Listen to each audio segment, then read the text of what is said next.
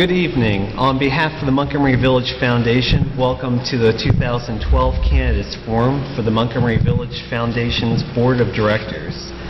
Also, a special welcome to those viewing the forum online.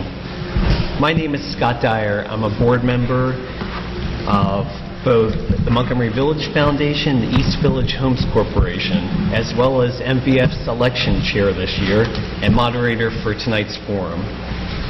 Montgomery Village Board of Directors consists of 9 directors elected to 3-year terms, and 3 of those positions will be filled in this year's election.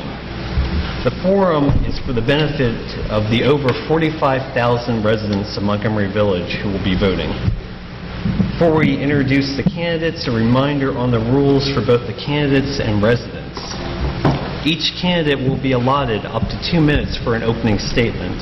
There are no restrictions on the content of the opening statements. However, opening statements usually focus on issues in the candidate's background. No time will be allotted for closing statements.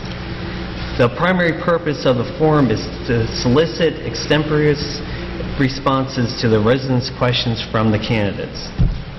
The moderator will solicit questions from the audience members first, and will also question the candidates using a list of questions previously submitted by village residents by the January 20th deadline.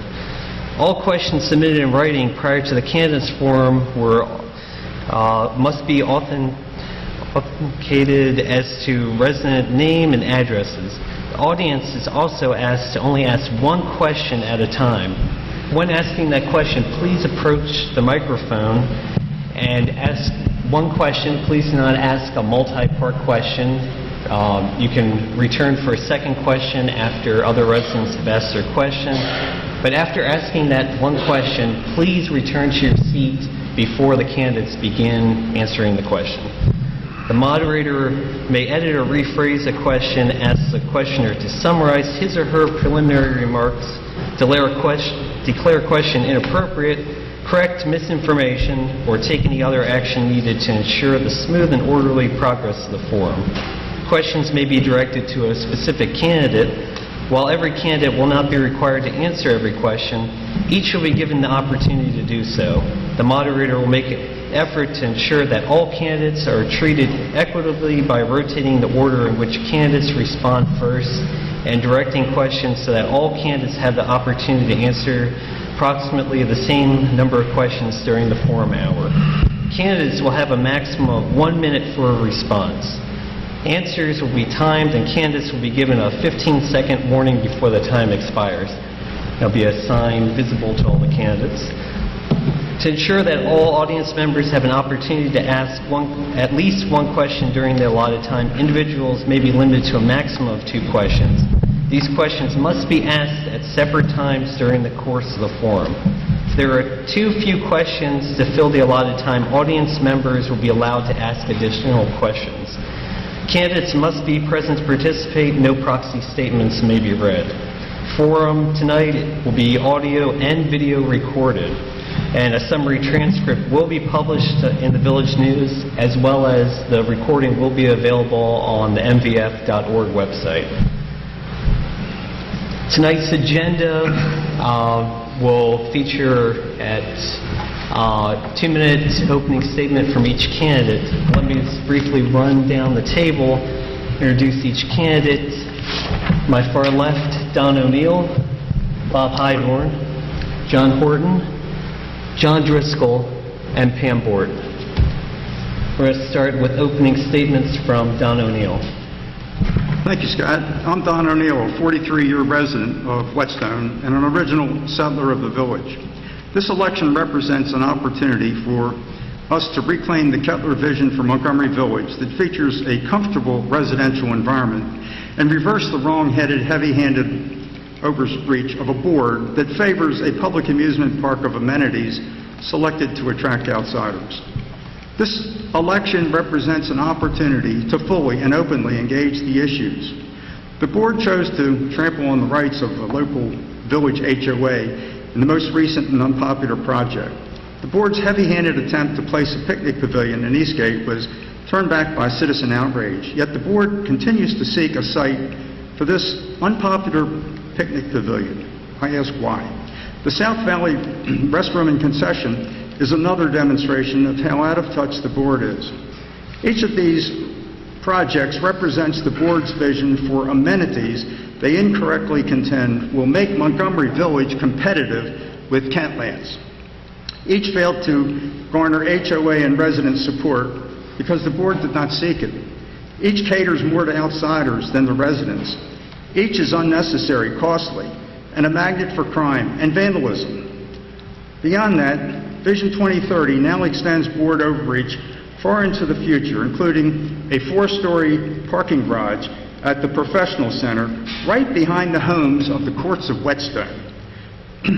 The relocation of MVF offices from Apple Ridge Road to Montgomery Village Shopping Center.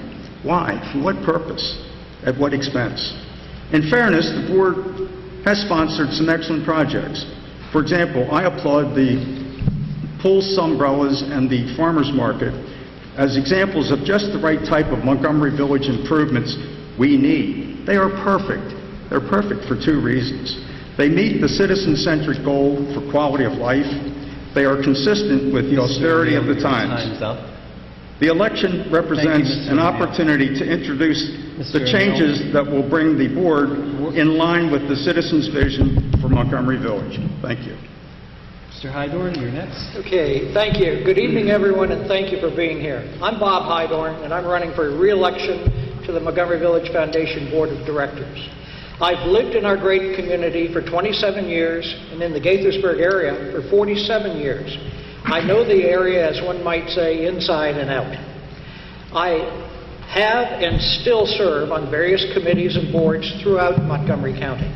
I must say my proudest have been serving on the Montgomery College Board of Governors, where I was honored to be named the 2011 Outstanding Alumnus of the Year, and of course in my own community on the MVF board for the last 6 years and as president of our community for the last 5 years.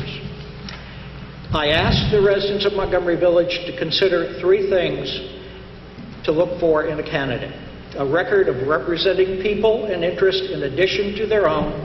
This is shown in leadership of community and civic groups by participation of a broad group of supporters, a willingness to discuss their ideas and concerns and to look into the details of how policies or programs could be implemented. A leader should propose solutions, find the information necessary to implement them, and engage in the dialogue that will lead to the votes needed to actually make something happen. An understanding of the opportunities and limits in our community. We need to address the issues both inside and outside of Montgomery Village as a community and in partnership with other governments and community groups within the region. I have these 3 things that I look for in a candidate. I run on my record, my openness, and my outreach. John F. Kennedy said, "Change is the law of life, and those who look only to the past or present are certain to miss the future." Thank you, and I look forward to your questions. Mr. Horton. Thank you. My name is John Horton. I'm a 13-year resident of the village. I live in Eastgate. Some of you might know me. I was involved with the speaking for the residents of Eastgate when it came to the Roy Park Pavilion project. I have 30-plus years of progressive management experience that includes the military, government, and private sector. Locally, I'm involved in some volunteer programs, Wounded Warrior Program, Bethesda Naval Hospital, also the Transition Assistance Program for the people that are getting out of the military, help them transition back into the private workforce. I also assist locally in Gaithersburg with helping people with their resumes as they're looking for new employment opportunities. With reference to running for the board, my primary interest is the same as I think most residents in the village, and that's seeing the property values maintained for their houses and the village being the nicest place that it can be. Something that I think that we could focus on, and would be my commitment if elected to focus on, would be areas of security. You know, we look in the local paper, we watch the news, we talk to our neighbors, and we know what's going on. As the economy has declined over the past several years, crime has risen. And no area is immune from this. It could be Potomac, it could be here, but it's what we do about that. So I think only by meeting those challenges head on and admitting that we have those type of issues can we overcome them. So again, my focus would be ensuring that we focus on security issues in a timely manner. And I also think that it's very important that we listen to the residents and their concerns so that when the majority of people have an opinion, we listen to that, take that into consideration in making any decision. Thank you. Thank you. Mr. Driscoll. Good evening, and thank you all for coming tonight. I am John Driscoll, a resident of Montgomery Village in Whetstone for 7 years. I'm interested in being re-elected to the MVF board because I want to continue the progress made over the past 3 years. That means maintaining the stable financial base the foundation now has and planning for the future of the village. I want to see that our assessments are kept low because of the continued economic uncertainty. I voted for the 2012 MVF budget, which means our assessments will not increase for the next 2 years. I oppose M83 bisecting any part of Montgomery Village and oppose the widening of Goshen and Whiteman roads, although I do support resurfacing and repair of the existing roads. The location of the village near I-270, Mid-County Highway, the ICC, Metro, the Agricultural Reserve, and the proposed Science City means growth is coming to the village, whether we want it or not. One of the 3 things could happen to the village over the next decades. 1, we can help guide our growth in our community through documents such as Vision 2030. These sort of documents will let the county planners know what kind of development the residents of the village would like to have. 2, we can choose to do nothing and just wait and see what the county wants to do with the village. No matter what, these plans may well be something we do not want. Finally, we can fight all attempts to change the village, which will result in the same as doing nothing, or worse, mean that all growth will pass us by in our community and our property values will continue to decline. Montgomery Village will become the hole in the development donut. I am looking forward to answering all your questions this evening, and if elected, I will make myself available via email, my cell phone. Thank you. Good evening. My name is Pam Bort. I'm a 16-year resident of South Village and a South Village homeowner for the last 7 years. I've been a member of the South Village Board of Directors for 6 years, and I am the South Village Vice President at the moment. I was also privileged to serve on the Foundation Board for 3 years from 2008 to 2011. I lost my bid for re-election last year, but I'm running again because I believe that I have something to contribute to the village. Although I don't always agree or didn't agree with my fellow members of the board, I believe that all members of the board have the best interests of the village at heart. I will approach the issues facing the village with reason and thoughtfulness. I won't engage in knee-jerk politics or adopt impulsive positions. I believe that of the candidates, I am the most reactionary. I moved into the village because I love the green space and the wildlife. Right now, I would like nothing better than to see the village expand its green space and reduce its density. But that's not the way of the future. Not in this county, not in this time. The village must move forward or be left behind. That means adding to and updating our amenities, and I'm afraid increasing our population density. Otherwise, we'll be left behind as the county grows, a 1970s pocket in an otherwise 21st century county. We must proactively manage this process so that we move forward, but at the same time retain the environmental specialness that brought so many of our current residents here in the first place. I'd like to be part of that process. Thank you. Thank you. At this time, we're going to open the floor to resident questions. Again, reminded to please raise your hand if you'd like to ask a question. And we'll start with you. Please state your name.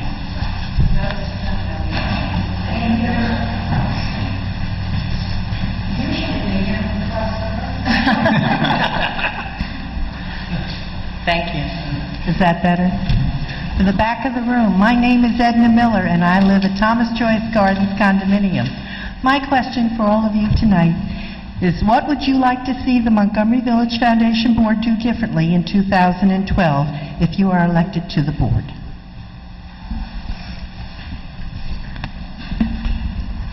We're going to start the first question with Mr. Highborn. Okay. For 2012, continue looking at our dollars. We've gotten to a point where we're able to hold our assessments for this year and next year. The 3 years after, we're on a 5-year budget plan. We need to be sure that we stay within those boundaries as we move forward.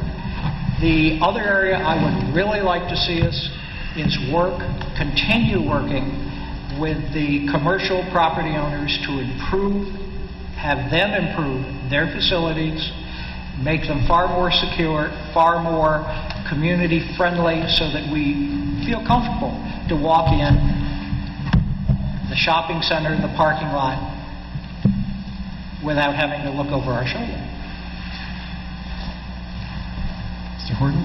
Yeah, I would agree with Mr. Highborn on both those points.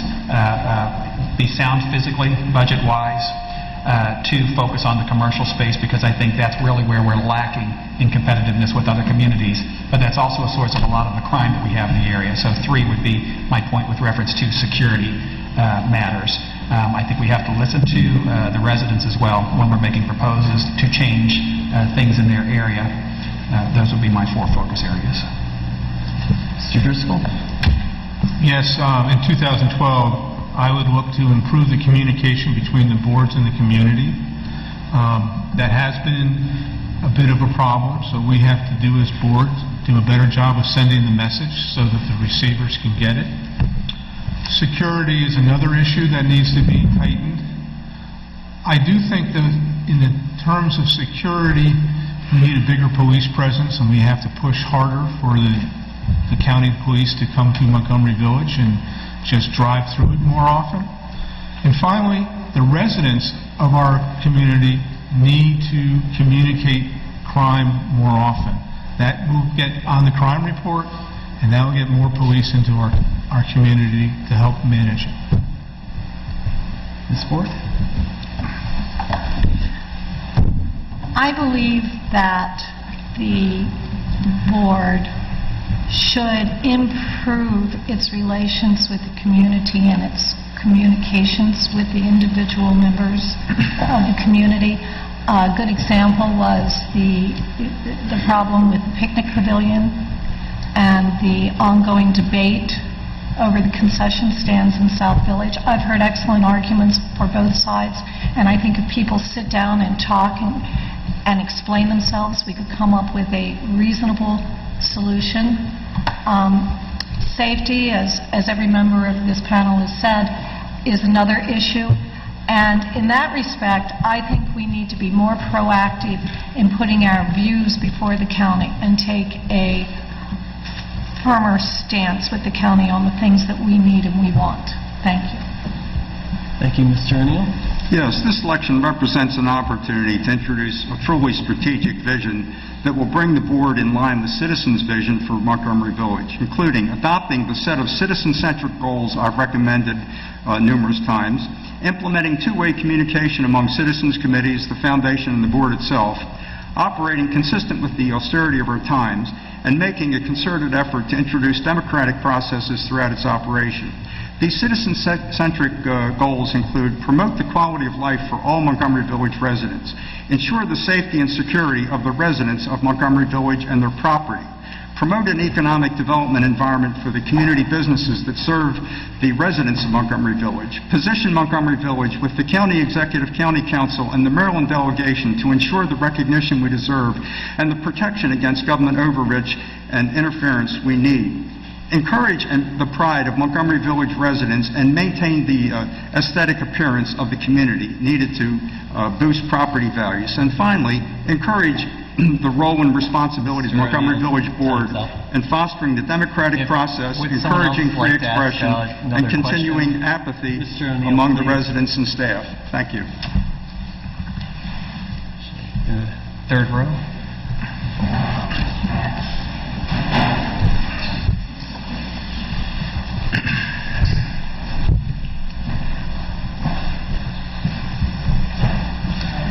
I'm Richard Wilder from South Village. Recently there have been a number of unwanted proposals pushed by the staff EVP that even if rejected by the community keeps coming back. Residents are excluded from the concept development process until the proposal goes to the board, but it is too late for residents to be involved. One of these, the picnic pavilions in Eastgate, involves state grant funding which had to be returned because of ultimate rejection when the community learned the full impact. Who is in charge, the hired staff EVP or the elected board members? And I've got 7 different things that are the unwanted proposals.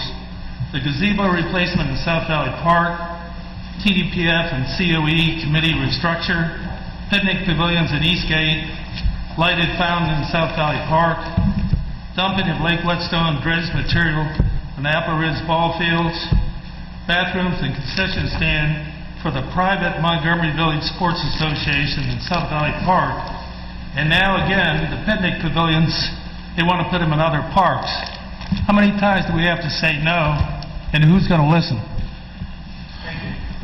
So I'll paraphrase. I believe Mr. Wilder is looking for where you stand on each of those 7 issues.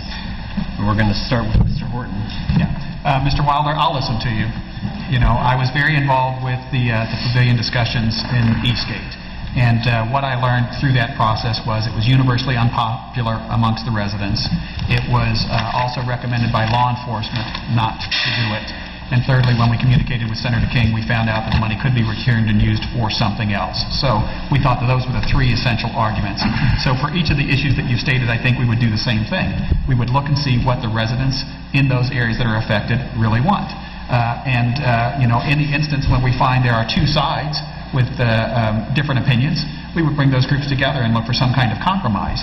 If it's universally popular, move forward. If it's not, close down. And then also we go to law enforcement. If they recommend against, definitely you have to stop for liability issues. Thank you. Mr. Driscoll?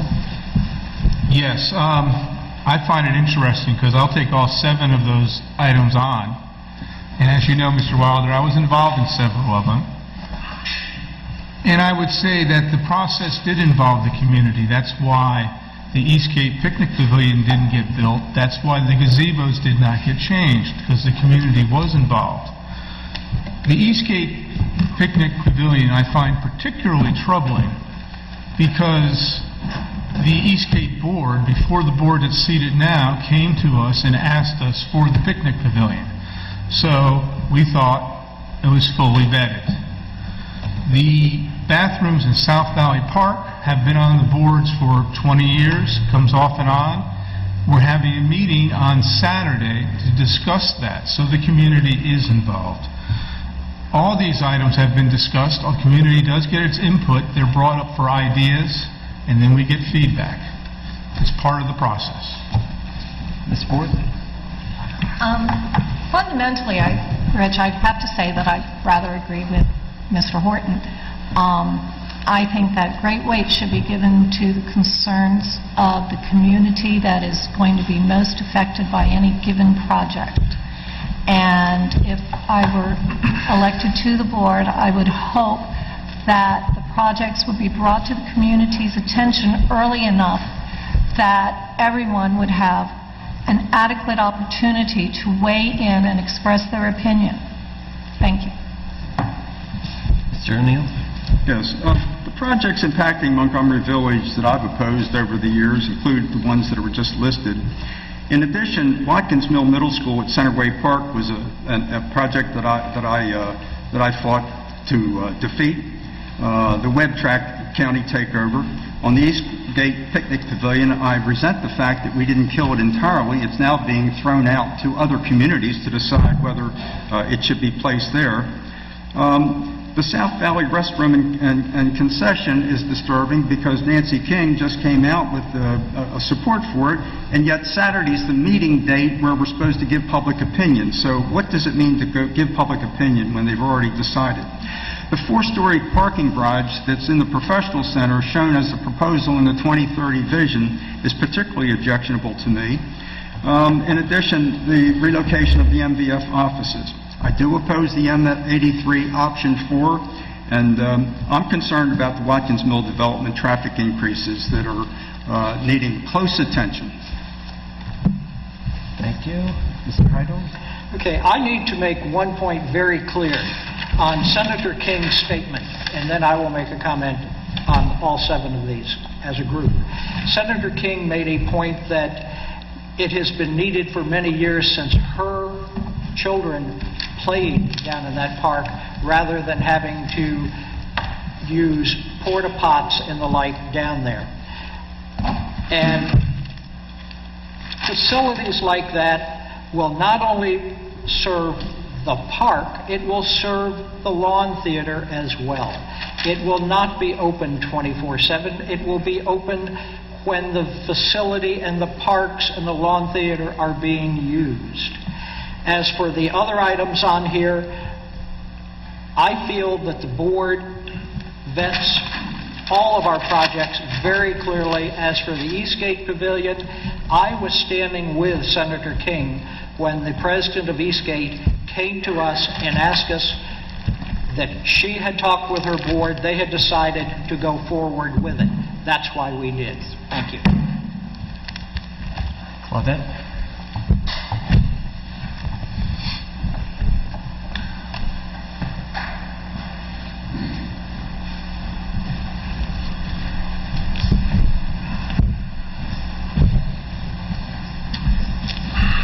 My name is Claudette Lease. I'm president of North Village Home Corporation. I know you touched on this question a little bit, but I want to put it out there for all the candidates. I want to know your stance on M83 option 4. Mr. Driscoll, start off. As I have stated at the very beginning, I oppose M83 in any configuration that bisects Montgomery Village Avenue. Option 4 is particularly difficult for me to support because it goes behind my backyard. So I'm against it. Ms. Ford? I'm opposed to M83 pretty much 100%. My preference is alternative 1. The Foundation Transportation Policy has adopted, we can support alternative 5, which is the improvements along 355. I would prefer to see a bus route going up Seneca Highway, but I'm not sure we're going to get that. But I am opposed to M83, and I think we should make sure that the county understands we're opposed to M83. Thank you. Mr. O'Neill? I oppose M83 option 4, and I've spoken out about it in public forums, and I've written about it in letters to the editor. I am squarely opposed to option 4. It's going to ruin the homes of a lot of people in our community, some of whom aren't literally Montgomery Village residents. Most are, and I stand behind you, Claudette, on our opposition to that 4 square. Claudette, I think you have everyone behind you in opposing option 4. The only option for M83 that I can possibly go with is option 5, using the 355. One thing we've got to be very aware of right now coming into the next few months, and if you're wondering what this book is right here, it's the County Executive CIP budget. There are funds in his budget for the next several years to look at all the alternatives as a feasibility study.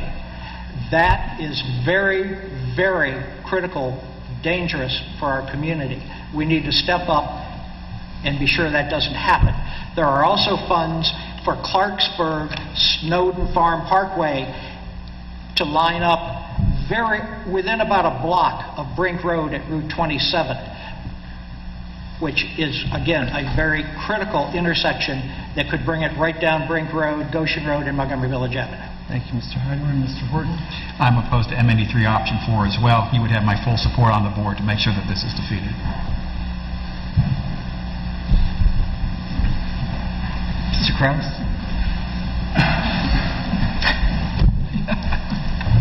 Good evening. I'm John Krause. I live in Williams Range. I've been here for 33 years. I was on the Vision Committee, on the Long Range Planning Committee, on the Architecture Control Committee for over 20 years. And following up on the transportation questions, I really ask about Watkins Mill, how everybody stands on Watkins Mill, because as alluded to by Mr. O'Neill, Watkins Mill is going to be a big issue coming up this year with the interchange being opened up. Gaithersburg is pushing for that opening.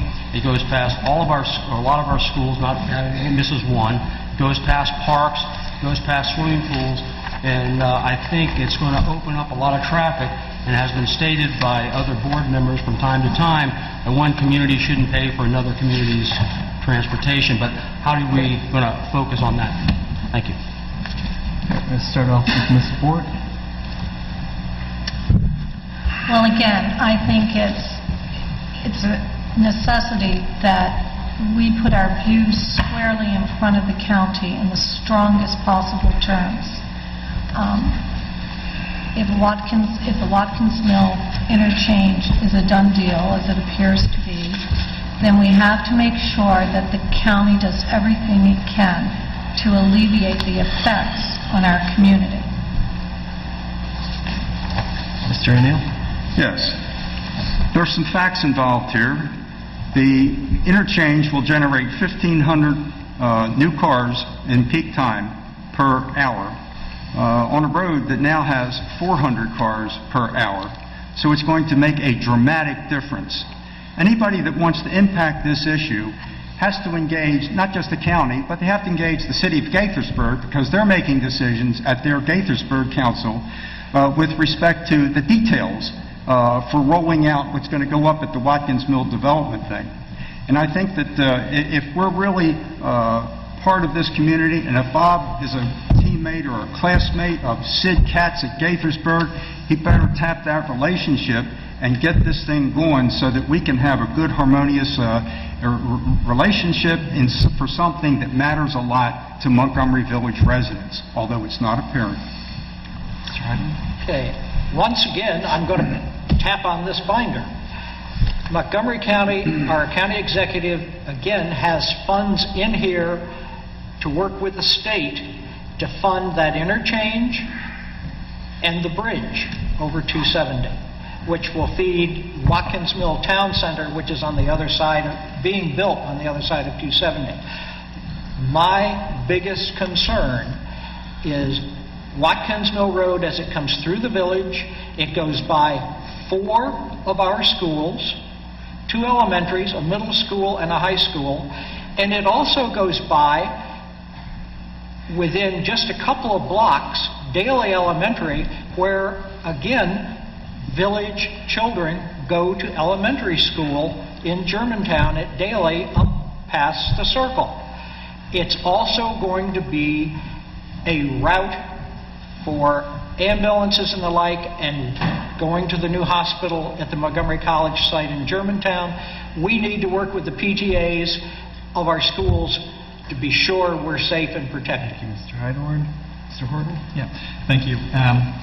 I talk a lot about security, but I would link public safety into the same argument, and I would consider traffic density to be a safety issue too. As they said, this is dramatically going to increase the flow of traffic on these streets. It goes by several of our schools. I'd be very concerned if this is a done deal. We will have to watch this like a hawk, and if there's anything to be done before it goes in to make sure that every safety precaution could possibly put in place, then we need to do that. You know, people are in a hurry, just the lifestyles that we lead right now, and they often don't observe the speed limits in the village. Speed cameras have had some impact on that. Speed bumps in the residential areas can also have some impact on that. But just anything that we can do work with local law enforcement in the county to make sure that if this traffic goes up, that we do not compromise public safety, especially at crosswalks. Thank you. Next question from Mr. Young. I have an answer. Oh, I'm sorry. I apologize. Mr. Driscoll. Transportation is,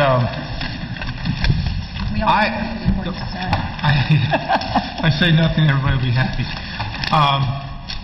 I don't know what to really say. All I get is that the county wants to chop up Montgomery Village into 5 different communities. If you look at what they're proposing, widening Watkins Mill, widening Snuffer School, widening Goshen Road, putting M83 through the middle, what's left?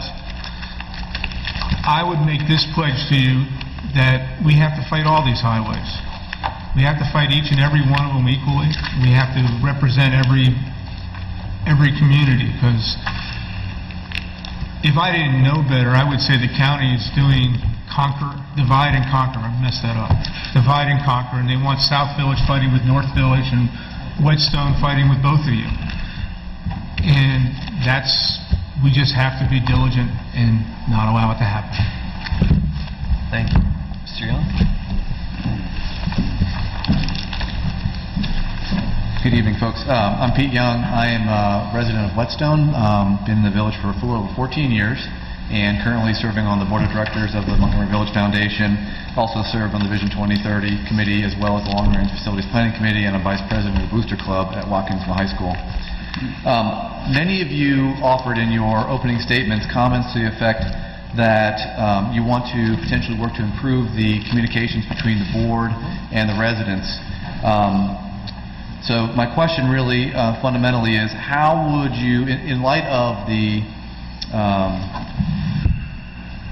issues that have been presented, how would you suggest specifically that the board could either change or improve its communications such that, and then be able to most effectively deal with small groups of very vocal residents on given opinions that perhaps do not necessarily represent the opinions of the broadest part of the community?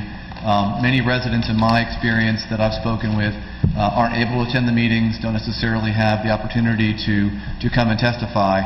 But in dealing with this as a board on large issues that affect all 45,000 residents, what are your specific ideas about how to improve the communication so that you're able to gain other perspectives than just those who are attending meetings? Mr. O'Neill? Yes, I think that's a very good question, Pete. I think we start, though, with the people who do attend meetings. And we start with the need for two-way communications. When a person gives a talk at residence time, that should be a two-way conversation, not necessarily right there at that moment, because there's people involved and there's times. But the board should give an acknowledgement by writing of the person who spoke and the issue that they brought up and the tracking of that issue over time. The same thing holds true on letters to the editor. Letters to the editor should be fully acknowledged. Sometimes you don't know what's going to go in until the issue comes out. Oh, I'm in. I think that there should be some real communication back and forth there, and issues that come up, whether it's residence time or whether it's letters to the editor or whether it's other communications that people have on an individual basis, should be dropped into a database and statused over time so we can see operationally what the interests are of our residents, our citizens, the people who are active, the people who are not so active but maybe have good thought process. Thank you. Mr. Hedley? I think we've got a very good example of a great start right here in the room this evening with this forum being recorded to be published on YouTube and on the Montgomery Village Foundation website. We need to do more of that. A lot of people who get the village news, it lays at their door for days and gets wet and they throw it away. That happens. If you walk through some of the neighborhoods, you see them laying in driveways. They just don't get picked up. Other than listservs, such as Whetstone Homes Corporation, other homes corporations have, we could set up a listserv, and then the videoing of committees as well, not just board meetings, possibly of committees.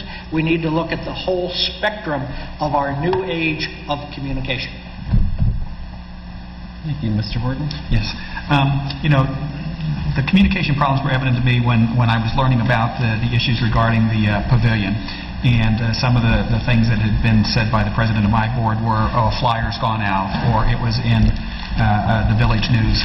Some of these were in the period that we had the heavy snows, for example, so I have no doubt that the papers got wet or went in the trash. And when we get the yellow flyer in our mailbox, we don't know if that's for housekeeping service or lawn landscaping or something from the community. So a lot of those things just don't get read.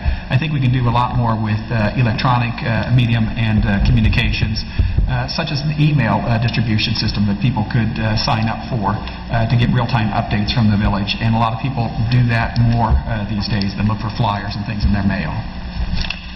Mr. Driscoll? Well, I agree that electronic communication would be helpful. Communication has always had been an issue and always will be an issue. Sometimes being on the board, it's frustrating because information gets out that's misinformation and it's not at all what the board intended.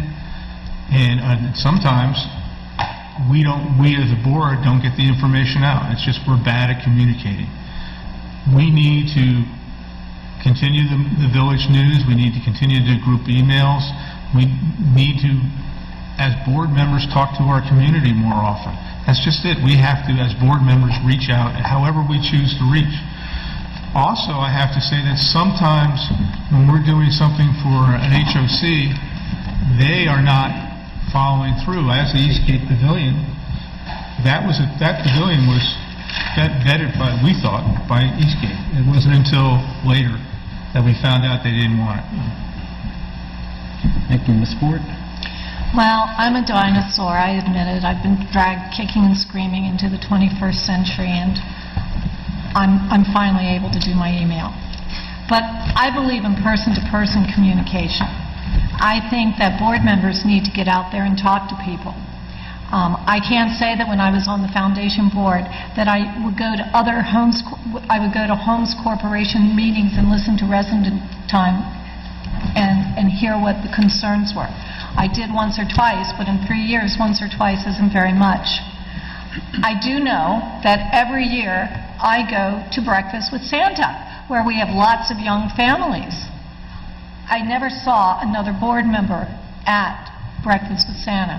So I'd like to see board members out there attending Homeowners Corporation board meetings and walking the communities. Thank you. Thank you. Next question is from Ms. Wilder.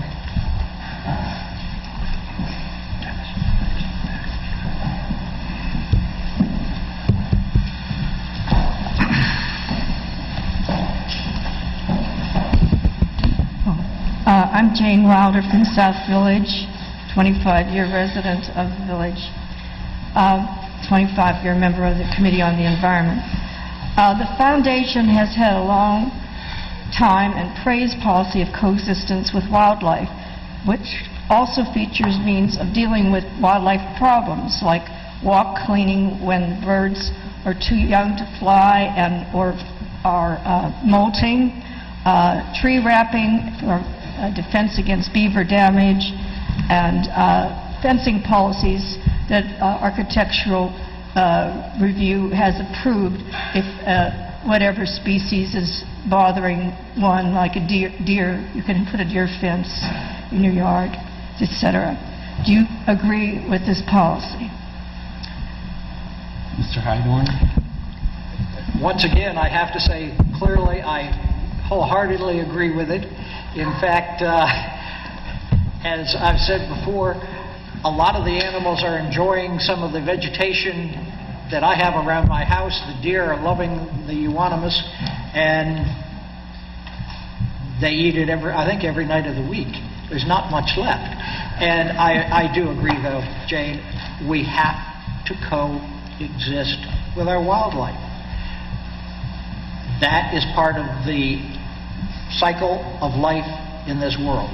It's about being green, and that's what we need to really look at and work on. Thank you. Mr. Horton? You know, I'm very lucky where I live. I have some woods behind me. The deer come through, the rabbits, foxes. You see the wildlife there, and it's very pleasant to coexist with the local indigenous species. I do believe, however, that you have to take responsible measures, especially with the deer, because they can do a lot of damage, and the problem that we have with limes in the area as well.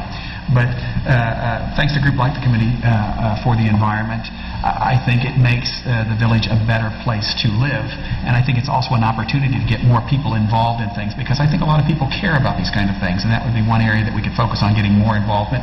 Perhaps a lot of the young people, youth groups, through the community centers and things like that, to have them participate in undertakings, to educate them about the local wildlife species and how we can coexist with them in a community.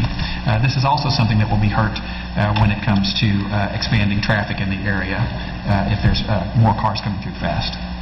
Thank you, Mr. Driscoll. Of course, I support the wildlife policy. It is one of the amenities of our community. We've had bald eagles, we've had foxes, we've had all kinds of really neat animals. So to keep it short, I fully support it. Support? I fully support the peaceful coexistence of people and wildlife in the village. As Mr. Driscoll says, it's one of the amenities of life in Montgomery Village. One of the things I think that attract people to the village. I think we need to protect our wildlife, and I'd like to thank you, Jane, because I know if there's an injured animal, anyone can call you anywhere in the village. Thank you, Mr. O'Neill. Yes, I'd like to thank Jane and Rich Wilder for their long-term commitment to keeping our attention on the environment, including the wildlife. And I would say that the care and appreciation of wildlife in large measure is what makes us human, and we need to do it for ourselves. Thank you. Next question, Mr. Barnes.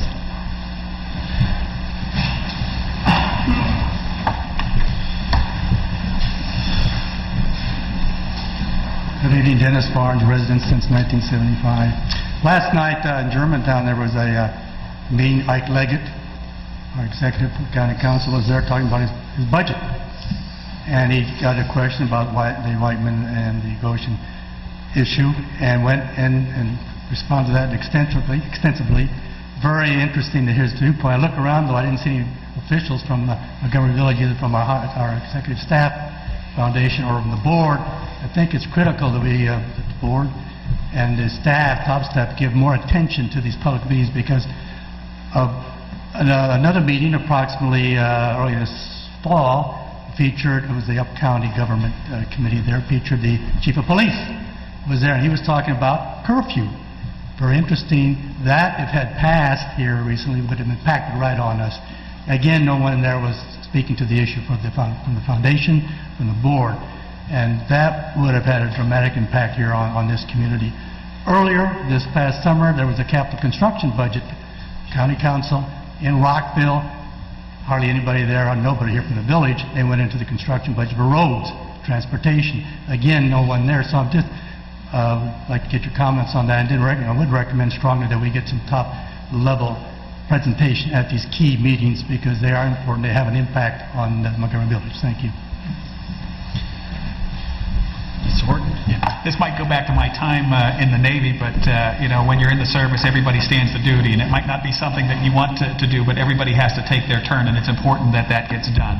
So maybe something that we could do as a board is look at these community kind of events and things that impact on our community, and look at some kind of schedule. You can't expect everybody to go to everything, but we could all take turns going to these kind of things. So you could look at areas of personal interest for members of the board, and those people would go to those kind of things, or you could come up with a general schedule, and we would all share the responsibility. Okay, this week of this month, it's your turn.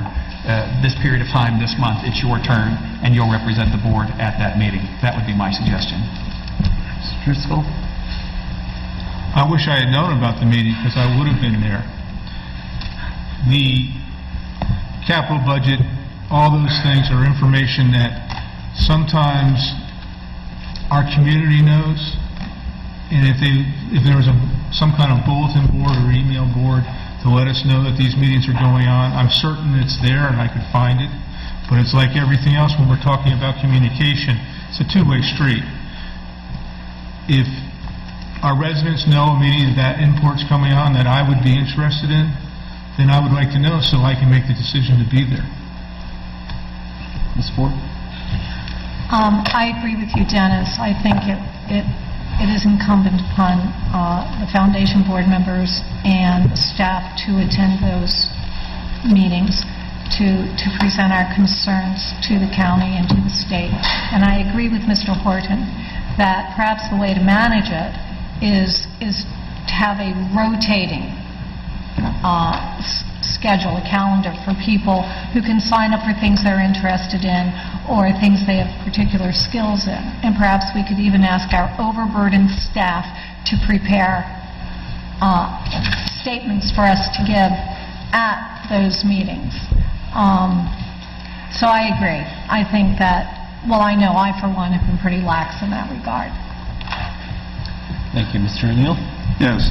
I've been at some of these sessions. I've confronted Leggett with my own statement. I've asked him, what's going on with option 4? Why is that in there? He's put it in at the last minute. Why can't we take that out? His comment was, their hands are tied because they have to keep it in there because the Corps of Engineers has required it. The Corps of Engineers, looking into it further, operates out of an office in Philadelphia. And they come to Montgomery Village in the past 5 years, once per year. Oh, they skipped a year. So they don't really spend any time here, boots on the ground. They don't feel our pain when people are emoting about the houses that might go down in price or worse, get lost. I think we need to get engaged in the issue and not have staff work give us comments to feed forward. We need to engage Leggett himself and press him, even when he takes that dodgy position. I like Ike in some ways, but when he takes that dodgy position that the Corps of Engineers, and it's by law, and the EPA, and oh my God, what are we doing? We're bureaucratically being committed to destroying the community if we can't find a way to fight effectively the state, the county, and whoever it is that's causing this grief to our residents and citizens. Thank you.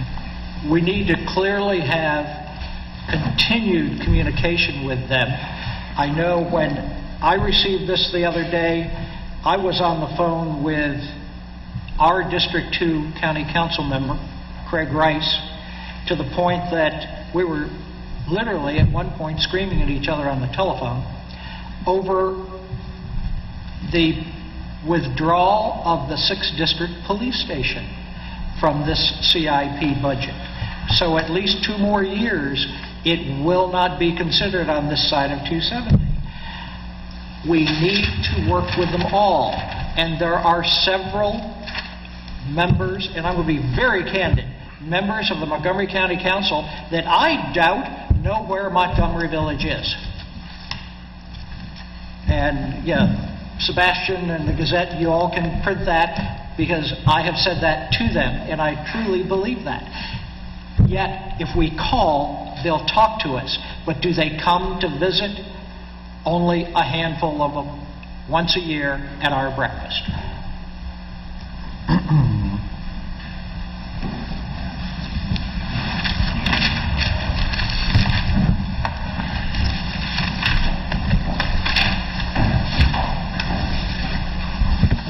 Good evening. I'm Sharon Cranford. I'm from Whetstone, a 22-year, going on 23-year member of the community. So many questions here. Okay. Which one will it be? Okay. Mr. Hydorn has taken it upon himself to bring a copy of the CIP here. As many of you know, it is the county's way forward, if you will. And if you've had a chance to look at it, it was released about a week and a half ago. If you've had a chance to look at it, I would appreciate knowing what you view as the major challenges facing Montgomery Village. Thank you. Start off with Mr. Driscoll. Well, I have looked at it, and buried in the back pages is the bus depot. There's $150,000 earmarked for a study to move the bus depot from its current position in Crabs Branch to, they don't say where, they don't specify the address, but gee, when you look at the location map, it looks very close to the web track. The other thing that I found concerning, we have all these money issues within the county. We can't have a 6th District Police, but they can continue to develop the web track, and If I have this right, I think the Board of Education's moving in, both in the National Capital Park and Planning is moving in, and money's in there for the planning on that already. So WebTrack is not dead, and they are planning to move more things than they promised. Thank you, Ms. Ford. I have looked at it. I can't say I've read every page. I did read the press release from start to finish, and that was a disgrace. It's a press release for Mr. Leggett. But I agree with John. A good example is the item having to do with the school bus maintenance facilities relocation. And I'm sorry, it does say the WebTrack. Okay. And I was really under the impression that we were told that the bus depot was not going to be moved there, that it was good.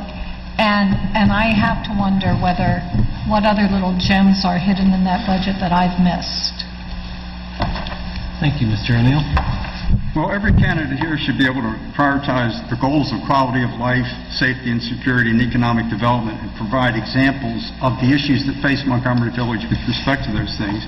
A few years ago, the priority goal was quality of life as we fought the Watkins Mill Middle School at Center Park and the county taker over the WebTrack. Well, here comes the WebTrack once again. Last year, the priority was economic development, featuring the Vision 2030 Committee with its architects, consultants, and county planners conjuring up a faux urban streetscape. Unfortunately, the project fails to capture Kettler's vision for the village that's nicely recorded in Edna Miller and others who created this beautiful book, as opposed to the 2030 vision. These are two contrasting visions for Montgomery Village. This year's priority goal must be safety and security. I agree with John Horton. To combat the escalation in crime evidenced by brazen armed robberies of CVS, Denny's, Giant, Safeway, and 7-Eleven, and the wanton vandalism that has descended on East Village. But as always, foremost priority in Montgomery Village is to foster a democratic process, and here we must redouble our efforts to counter the heavy-handed administration of the MVF body. We can do better. Thank you, Mr. Hydorn. Well, I've gone through the bulk of the CIP, and there's everything in here from the food facility to the PSTA to the possibility of the school bus and maintenance to the park and planning on the WebTrack. There are a couple of good items. One is the wellness center coming to Gaithersburg High School and to Watkins Mill High School. There are some positives, I believe, in that. I think, personally, the worst situation, and I go back to the 6th District being withdrawn for at least 2 more years, when the 1st District, which is on 7 Locks Road, is going to be moved up to the old National Geographic GE site on Route 28. When they have a facility in the center of their district, that site is in the city of Gaithersburg. It's not in Montgomery County. It has to be pulled out of the city in order to put it there with the police and fire headquarters. Thank you, Mr. That's wrong. Oh, I'm sorry. I'm going to keep mine very short, I promise.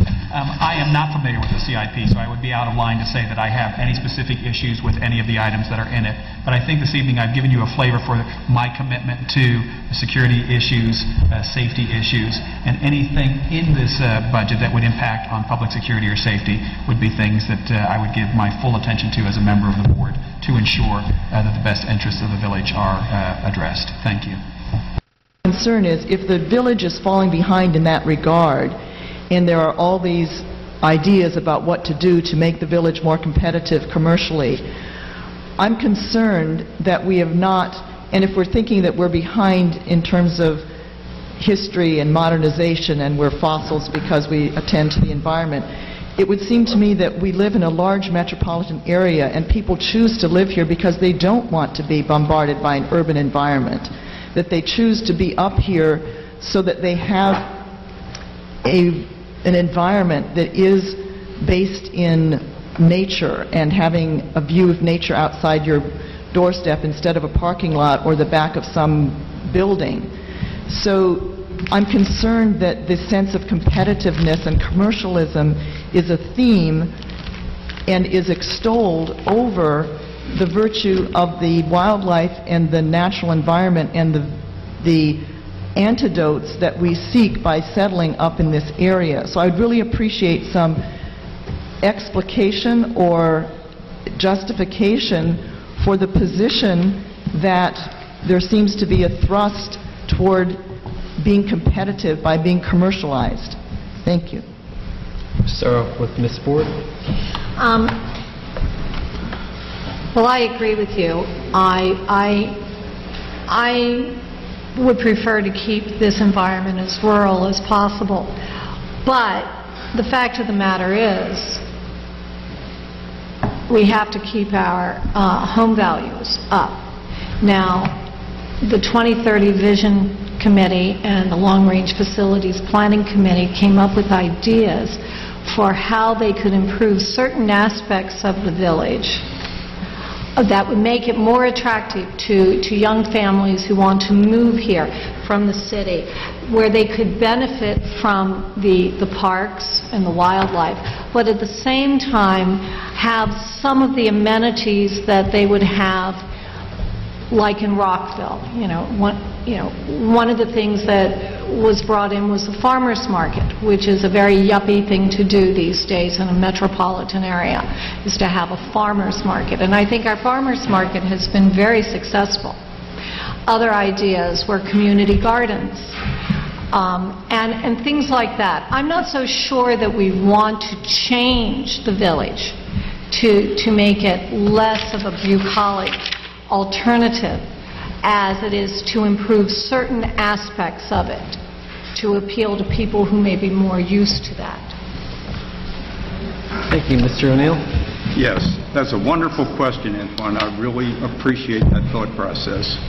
We have here Montgomery Village as it once was, Kettler's vision. We have here the 2030 vision. Oh, did I tell you there was a 4-story garage behind the courts of Whetstone and other things? This is the clear decision. These are two different visions. Make up your mind which way you want to go. My mind is made up. I want to go to have a comfortable residential environment where people can raise their families and live a happy life. Now, I think that if we go back to the Vietnam era, we find that we decided we had to destroy the village to save it. Well, we don't need to destroy Montgomery Village to save it. You won't save it, and you won't destroy it. I will fight tooth and nail myself. Thank you, Mr. Hydorn.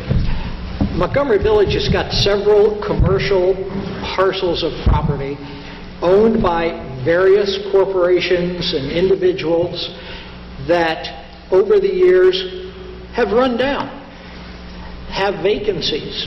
We have a new marketplace that lots of people seem excited about because we've got some what seem to be and look to be exciting new eating establishments coming in. There's a cleaner, there's a nail salon, but we've still got issues at the village center. There's empty spaces here on the commercial at Rothbury. There's empty spaces over by the Safeway. The empty spaces is what hurt. We need to have a vibrant shopping area. In 1970, it was at the village center, a very vibrant internal mall, very busy, very active. We need a place for our residents to walk to, take their families to, go walk to the grocery store or walk to get a pizza or an ice cream, that type community. Thank you, Mr. Hydorn. Mr. Horton? I don't think one has to be at the cost of something else. I think we are, everyone on the board universally has said that we want to protect the environment and our relationship and coexistence with the wildlife in the area. So when we are talking about the commercial space, we're talking about things that are commercial right now and bringing them up to current standards of the day, whether that be the type of restaurants and stores that are here that people in the village want to go to, can walk to from their homes and feel safe to do so, updating the lighting in those places, address the crime issues in those places.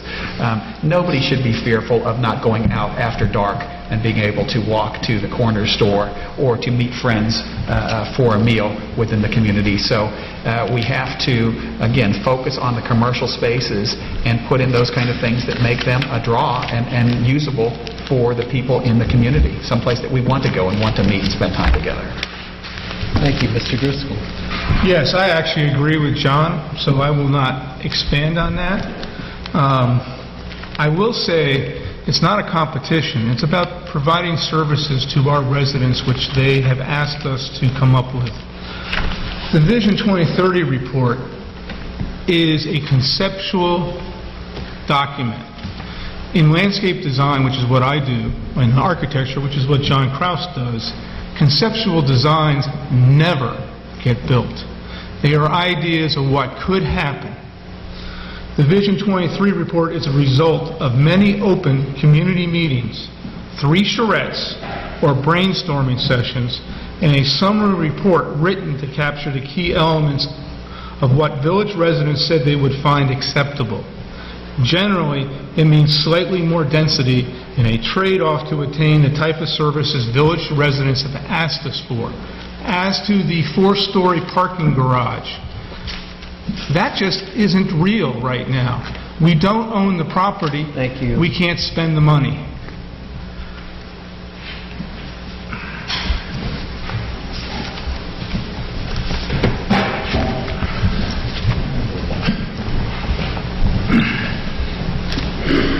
Good evening. My name is Orlo Zumwalt. I live in Whetstone for about 15 years, as I recall. I would like to ask each candidate for his or her opinion on constructing a year-round pool as soon as possible in Whetstone. This question is turning off to Mr. O'Neill. Okay, Mr. Zumwalt, that's a great question. Having been an original settler here, I participated in the YMCA pool forever, every day, swimming whatever number of laps I could muster, sometimes quite a few. I support entirely an indoor pool, whether it's in Whetstone or whether it's, as Link of East Village pointed out, maybe it could be one of the basement opportunities in the professional center. I'm not hung up on the location, but I'm taking the idea of an indoor pool with a little recreation, little weightlifting. Pete likes all this athletic stuff for the young people. I support that 100%, and finding a place for it would be a challenge, and I'd be up to support that. For several years, I was on the board at the YMCA. I chaired that board, and again, it was a major disappointment when that closed. Right now, the Montgomery Village Foundation has a study being done, a professional study of all of our swimming pools, and one of those options of discussion in that would be the possibility of an enclosed pool. As to which site, it would really depend on more than just it should go in this neighborhood versus that neighborhood. It would depend on the parking, the geographic location, the access to it, the size, these type things. In the interim, there's a pool that you can pay to go in and use. At Asbury, they make arrangements for outside people to come in and use their very nice pool for all kinds of exercise programs. Mr. Horton? I would be in full support of an all-year usage pool as well. Having spent many years living in Germany, every town has a swim bad, every town has an enclosed pool. It's a wonderful addition to the community. It will be used, and I think it would be a wonderful outlet for residents of the village. I'm in favor of an indoor pool too, so I think we've got unanimity here. As a resident of Whetstone, I would favor it at Whetstone. But I have to say I wear 2 hats at this table. I'm a member of the board of Montgomery Village Foundation, and I'm a member of the board of Whetstone. And I haven't heard from the residents. And if there's one thing I've heard in the last 3 years, I need to have the residents tell me of Whetstone whether they want it, and then of the village itself whether they want it. So I know we all want it. Where the location is the sticky part. But yes, I favor an aquatic center. I also am in support of an indoor aquatic center, hopefully teamed with a fitness center. I would like to have a gym in the village, which could be attached to that. Now, whether it would be located in Whetstone would be a decision for the Whetstone residents, because I personally am not aware of any foundation property in Whetstone that the foundation could build on. It would have to be donated by Whetstone, or Whetstone would have to build it. If a location could be found for it, the only question I would have is, how do we pay for it? And if we could come up with a solution for that, I would be in favor.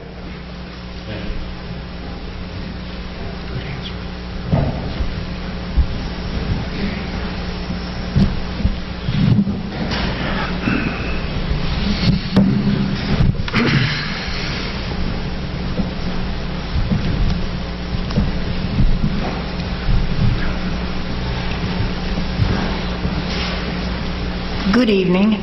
My name's Marie Van Wyck, and I'm on the board at Christopher Court and have been for almost 20 years, and I've lived there over 21.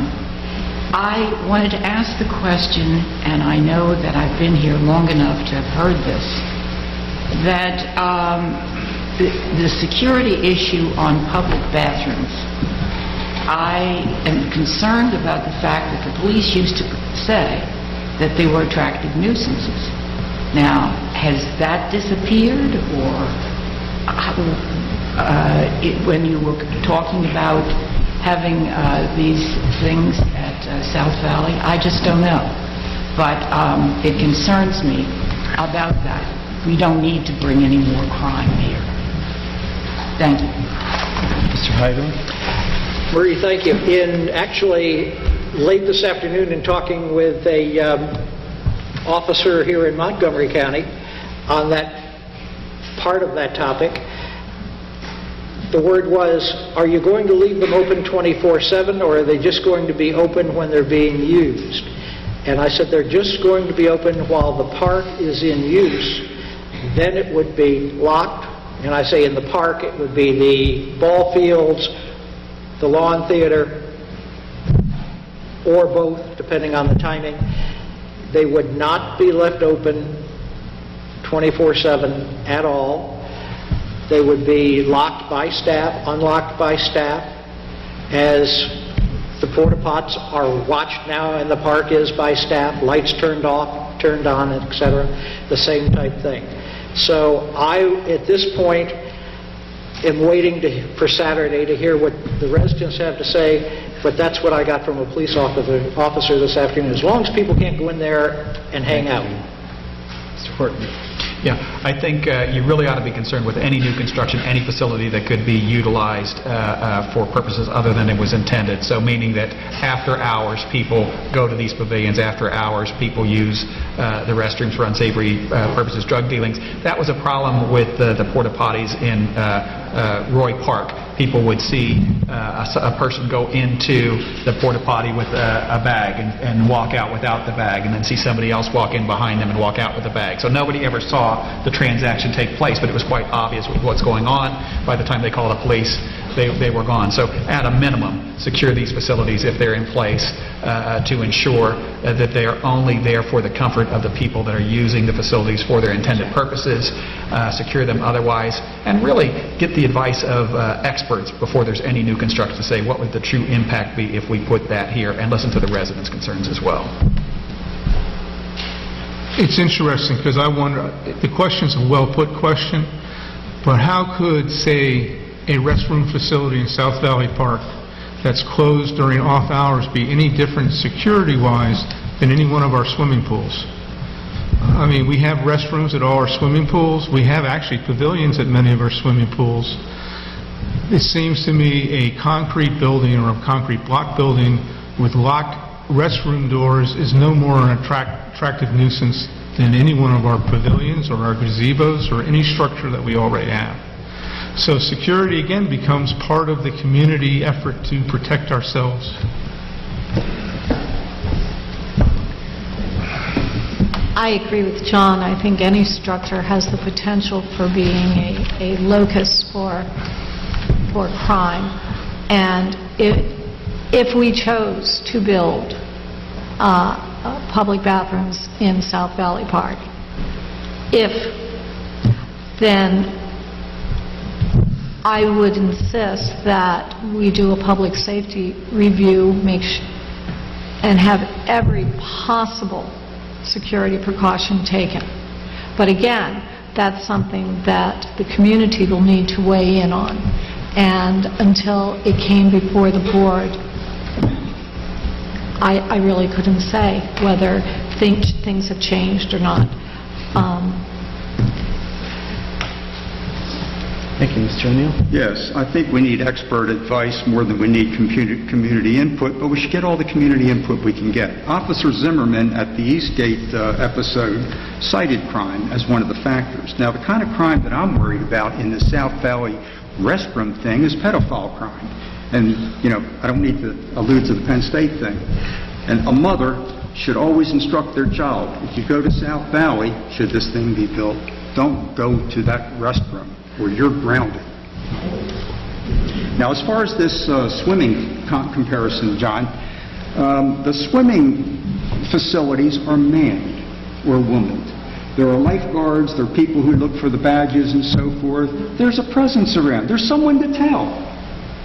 An empty restroom with a little kid, 10 years old, running in there, person's not being watched that carefully, people are trusting, it happens in a second.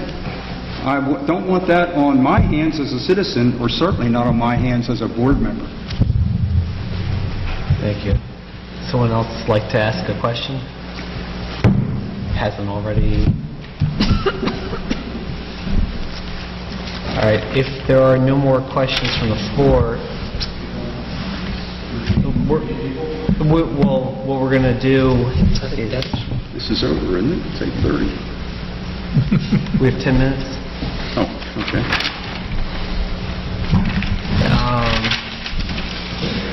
I had a point of clarity on this. Do I go to the printed question or remain with the floor? Okay. So we had one printed question that was submitted by the January 20th deadline from resident Dennis Barnes. This question, I have a question for each of the candidates. Please comment on the proposed county widening of Whiteman Road and Goshen Road, latter case intersecting at Mid-County Highway. Such widening will have a negative impact on home property value. Alternative modification 4, M83. Thank you. For this question, we're going to start with Mr. Horton. I think my answer on the M83 option 4 would apply to this as well. We really have to watch the construction and widening of any of these roads and the negative effects that they could have on us. So my answer would remain the same. Dennis, you know how I feel about Goshen Road widening and the Whiteman Road. It's going to have a very negative impact on house values on either of those impacted neighborhoods. But worse, I keep wondering, like in the case of Goshen Road, they're taking it from downtown Gaithersburg, but not all the way through to 355, and only to, they're not even taking it as far as Brink Road. So it's a 4-lane to 6-lane highway that starts almost in nowhere and ends up in nowhere.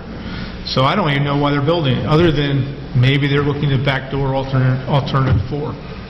That's really why I think they want to widen Goshen Road, so they have options.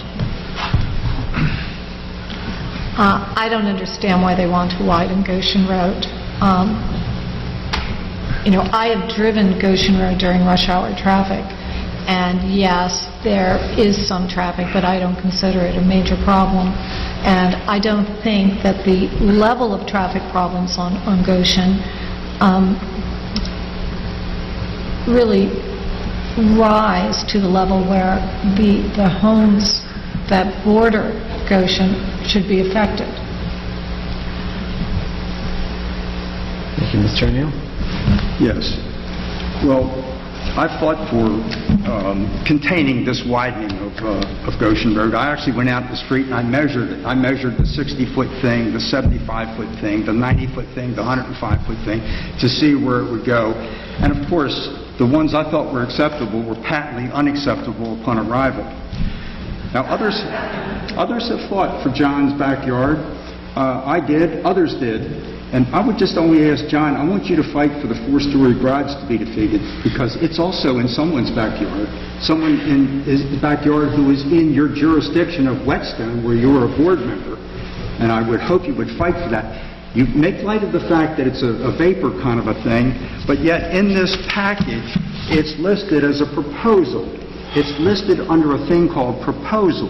Well, I come from a business background. When you write a proposal, you sort of price it out. You're thinking it's going to go ahead. And if it doesn't go ahead this year, maybe next year, maybe 5 years, as the twig is bent, so grows the tree. Let's nip it in the bud, sir. Okay, Dennis, I think I'm clearly on record as opposing its alternative 4 any way we look at it, with the addition that they will use Montgomery Village Avenue in addition to Goshen Road, which all 3 are unacceptable, only option 5. But I do have to make a comment on the Vision 2030 since I've got a couple seconds left. The 2030 vision, it's just that, it's a vision. As Montgomery Village starts and Montgomery County Planning Board starts looking at the East Master Plan, whether it's East Gaithersburg, Montgomery Village, or Montgomery Village East, whichever they want, whatever they want to call it, we're letting them know up front what we think we want, rather than having to respond to them in 2 years down the road when they say, this is what we want to do to you, what do you think now? Thank you. So I think we could fit in one more question from the audience. Ms. Wilder?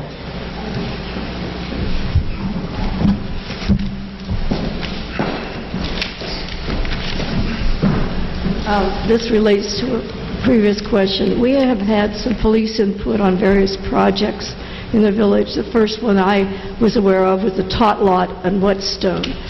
And Officer Tillery recommended it would be a dangerous thing to put a tot lot on Whetstone Park. And we responded to that and respected that. In Eastgate, they had a bad recommendation on the pavilion with picnic tables.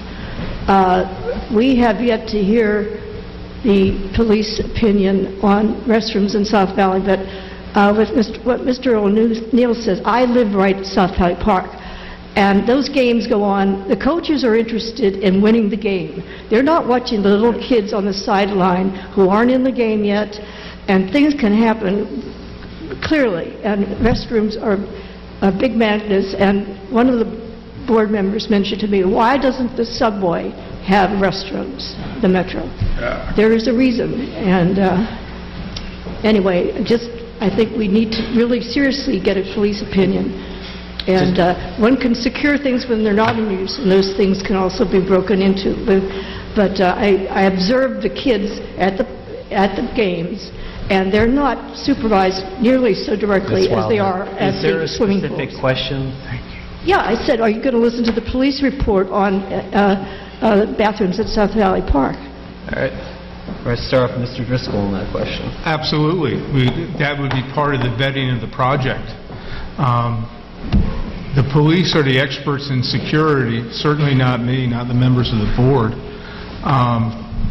But that would be up to the police. When the police tell us, and I don't assume, I know we will get feedback from the police on whether that's a crime magnet. And if it's a crime magnet, what type of crime?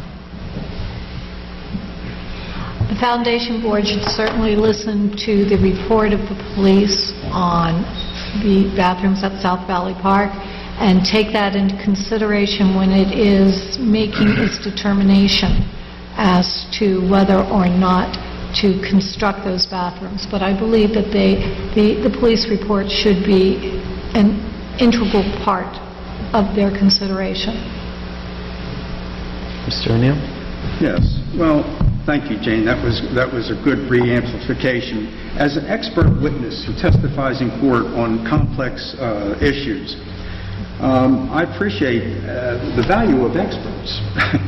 But I think on this case here, we need the experts, the police people, to do that actual testimony, to provide the statistics, and provide the statistics within a context of situation that's matching in the environment that we have. That is, the children are unattended, and this, that, and the other thing. So I support, having expert opinion from the police department with empirical data to back it up. I'm very sure that we will be hearing from the police actually Saturday at our meeting Saturday morning, and I'm looking forward to hearing what they have to say, because that will be an integral part of any decision that has to be made. Absolutely, you have to listen to the police on these matters. That's what we did at the Pavilion Project, and to do anything but take their advice on a matter of public safety is irresponsible. It's first the right thing to do, and that's why you should do it.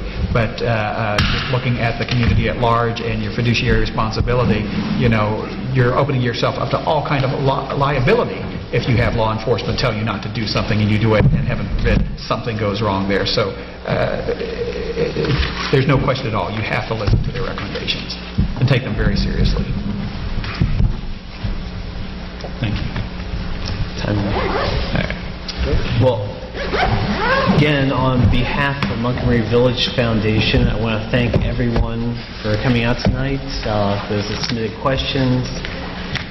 Your vote does matter, and I ask each of you to spend time reviewing the transcript from tonight's event, as well as read back through the candidate statements printed in Montgomery Village News, as well as use the opportunity to meet the candidates.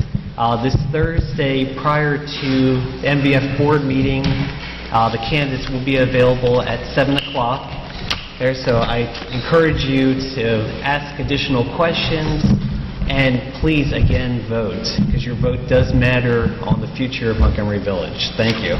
John, you did a nice job. Scott, brother, you did a nice job. I appreciate a relaxed manner made my job easier.